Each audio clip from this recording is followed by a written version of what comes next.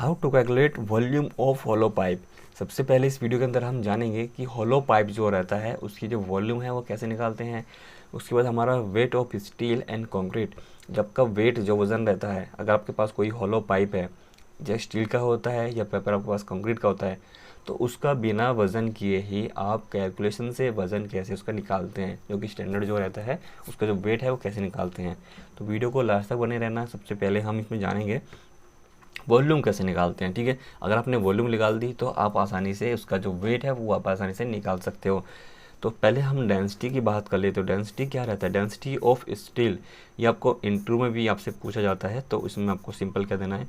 तो density of steel जो रहता है आपका 7850 केजी पर मीटर क्यूब। अगर आपके पास स्टील है 1 मीटर क्यूब तो वो आपका 7850 केजी रहता है। तो आप इस शेप को 1 मीटर वॉल्यूम का आपके जो स्टील है उस शेप को किसी भी वॉल्यूम में आप कन्वर्ट कर दोगे, तब भी अगर आप उसकी वॉल्यूम है 1 मीटर ही आती है तो आपको 7850 से आपको सिंपल वो जो वजन है उसका 7850 ही आएगा।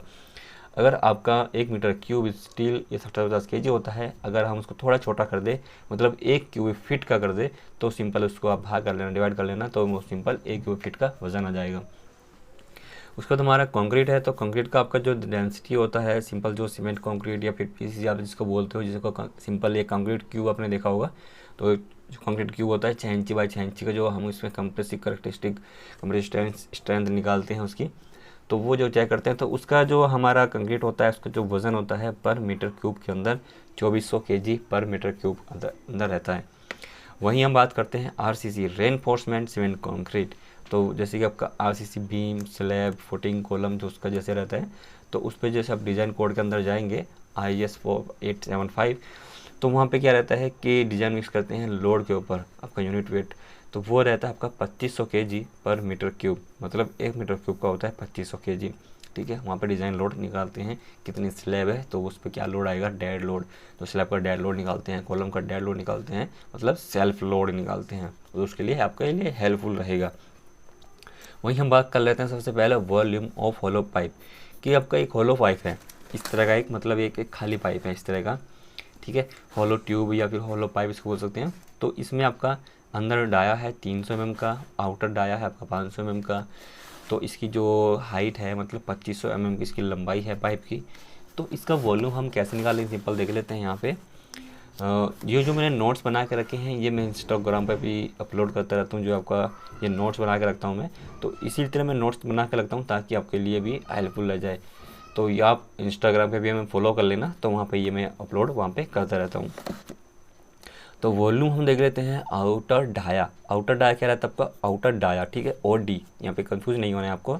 आउटर डाया और डी कहता है 500 mm, या फिर इसको आप मीटर में कन्वर्ट करेंगे 0.5 मीटर आ जाता है। ठीक है, वहीं हम बात करते हैं आई डी, इंटरनल डाया, तो वो रहता है आपका 300 मिलीमीटर। इंटरनल डाया कितना है, 300 का, तो या फिर 0.3 मीटर हमें कन्वर्ट कर देना है, क्योंकि हमें मीटर क्यूब वॉल्यूम निकालते हैं पर मीटर क्यूब, तो हमें सभी को मीटर में कन्वर्ट करना पड़ेगा।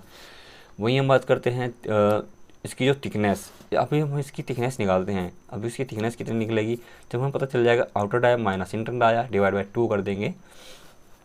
Outer dia minus internal dia, outer dia 500 है, इंटरनल डाया 300 है, मतलब ये वाला स्पेस और ये वाला स्पेस हमारे पास बच जाता है। इसे हम 2 से भाग कर लेंगे, मतलब एक डाया 2 डाया थिकनेस, तो हमारे पास 2 थिकनेस निकल जाती है यहाँ पे, उसको 2 से भाग कर लेंगे तो 1 थिकनेस आपकी आ जाती है। ठीक है, तो outer dia minus internal dia divide by 2, तो 0.5 माइनस 0.3 डिवाइड बाई 2 कर लेते हैं यहाँ पे, तो 0.10 मीटर आ जाता है, मतलब आपका पास है 100 मिलीमीटर। ये जो थिकनेस रहेगी आपकी 100 मिलीमीटर की आपकी थिकनेस आ जाएगी। उसके बाद हम वॉल्यूम की बात करते हैं। अगर हम वॉल्यूम हमें निकालना है तो क्या रहता है आपका pi r square h. Pi r square क्या रहता है आपका, पाई आर स्क्वेयर, जैसे कि आपका कोई सर्कल है, ठीक है, ये कोई सर्कल है, ये फिर सॉलिड है, ये कोई सर्कल है, मतलब सॉलिड आपका जो जैसे कि सरिया है, तो उसका क्या रहता है यहाँ सेंटर में से पाई आर स्क्वेयर एच, तो इसका क्रॉस सेक्शनल एरिया जाता है और इसकी इंटू हाइट कर देते हैं, गुना कर लेते हैं हाइट से या लंबाई से, तो आपका वॉल्यूम निकल आ जाता है सॉलिड का। बट हमारे पास एक हॉलो पाइप, तो वहीं हम बात कर लेते हैं pi r square minus are square. R मतलब बड़ा स्क्वेयर, जैसे कि यहाँ से हम बात कर लेते हैं इधर से, तो ये हमारे पास आ जाता है और एक ही आ जाता है, मतलब ये हमारे पास है आर और ये हमारे पास है एक छोटा आर। ठीक है, internal radius and outer radius. Outer radius में से हम इंटरनल रेडियस से हम घटाएंगे। जैसे इसका पूरा आयतन मतलब इसका पूरा क्रॉस सेक्शनल पूरे टोटल क्रॉस सेक्शनल एरिया में से हम इंटरनल क्रॉस सेक्शनल एरिया घटाएंगे तो आपका सिंपल इस वाले क्रॉस सेक्शनल का एरिया आपका आ जाता है। और इनटू आपकी हाइट मतलब कितनी लंबाई है उसकी, तो हम वैल्यू पुट करते जाएंगे 3.14। तो दूसरा फार्मूला हमारे पास रहता है π/4 into d square minus d square और इंटू एच।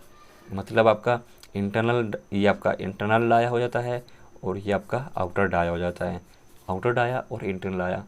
तो सिंपल वही बात होता है जैसे कि डी स्क्वेयर डिवाइड 2 रहता है, इसका स्पेसिफिक डी डिवाइड 2 रहता है, ठीक है। आउटर डाया है तो अगर हम रेडियस की बात करते हैं आर बराबर क्या होता है डी डिवाइड 2 रहता है। और सिंपल ये क्या हो जाता है 4 हो जाता है, यहाँ पे क्या हो जाता है ये आपका 4 हो जाता है, ठीक है, ये आपका 4 हो जाता है।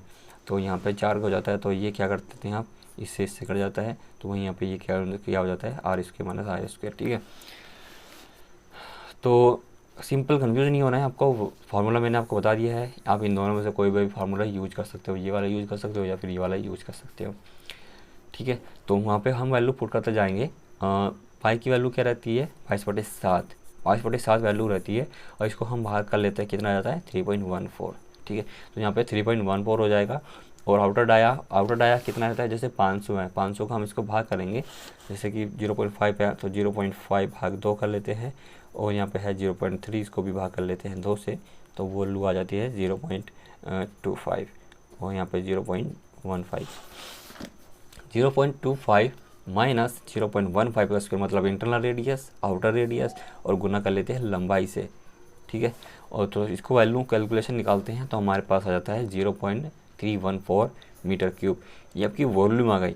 इसी तरह होलो पाइप का आगा मटेरियल पर डिपेंड नहीं करता है, आपकी वॉल्यूम पर डिपेंड करता है। अगर आपका जो मटेरियल है स्टील का है या फिर आपका कंक्रीट का है या फिर आपका फाइबर का है किसी तरह का या फिर प्लास्टिक का किसी तरह का भी पाइप है, उसकी आप डेंसिटी डाल लेंगे कि पर मीटर क्यूब में कितना डेंसिटी होता है, उसके बाद आप आसानी से कैलकुलेशन निकाल सकते हो उसका वेट। अब हम वेट की बात कर लेते हैं, यहाँ पे नाउ वेट निकालते हैं। डेंसिटी क्या होता है, तो डेंसिटी होता है आपका मास अपॉन वॉल्यूम, मतलब आपका जितना वजन होता है पर वॉल्यूम में, एक वॉल्यूम है उसमें कितना वजन रहता है। अगर आपका जैसे कोई कंक्रीट क्यूब है उसका जो साइज़ है 1 फीट और यहाँ पे 1 फीट, तो 1 फीट है तो ये आपका क्या हो जाता है डेंसिटी हो जाता है कि 1 फीट का जो आपका क्यूब है उसको वजन कर लीजिए, उसकी वजन कितना आता है उसी से आपको सिंपल गुना कर लेना है, ठीक है। उसके बाद हम जान लेते हैं मास। अगर हमें यहाँ पर सिंपल क्या निकालना है वजन निकालना है, यहाँ पे निकालना है मास, तो मास का जो वैल्यू होता है तो डेंसिटी इंटू वॉल्यूम, ये गुना इसमें चल जाएगा, जैसे कि ये होता है तो मल्टी क्रॉस गुना हो जाता है तो वॉल्यूम आपका डेंसिटी अंदर चला जाएगा, डेंसिटी इंटू वॉल्यूम, ठीक है। और उसके बाद हम इफ़ कंक्रीट या फिर यह हमारे पास निकालते हैं कंक्रीट का मास, यहाँ पे निकालना है हमें कंक्रीट के लिए। तो कंक्रीट के लिए डेंसिटी कितना होता है 2400, बट लेकिन यहाँ पे है ये रेनफोर्समेंट। अगर आपका ये हॉलो पाइप रहता है उसके अंदर क्या हो जाता है बारीक बारीक सरिया भी प्रोवाइड कर देते हैं, जैसे कि आपका 8 mm या फिर 6 mm, ताकि जो ये कंक्रीट है ये आपका फेल ना हो। जैसे कि इसके अंदर कोई लोड आता है, जैसे कि वाटर प्रेशर रहता है इंटरनल से, ये बाहर की तरफ ना फैले।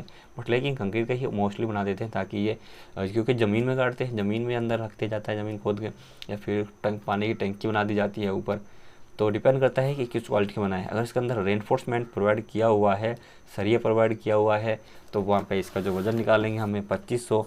अगर इसका वज़न इसके अंदर स्टील या फिर कोई सरिया प्रोवाइड नहीं किया हुआ है तो वहाँ पे आपको सिंपल क्या करना है 2400 और गुना 0.314।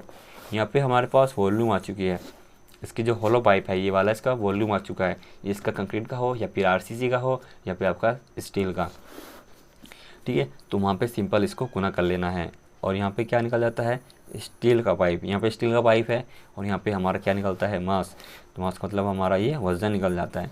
तो वज़न की मास की तो 7850 क्या है डेंसिटी है स्टील का और 0.314 वॉल्यूम है, तो वॉल्यूम इंटू डेंसिटी आपका क्या आ जाएगा वज़न आ जाएगा, तो 2464 kg। तो आपका जो हॉलो पाइप रहेगा वो आपका 2464.90 kg आपका वज़न आ जाता है।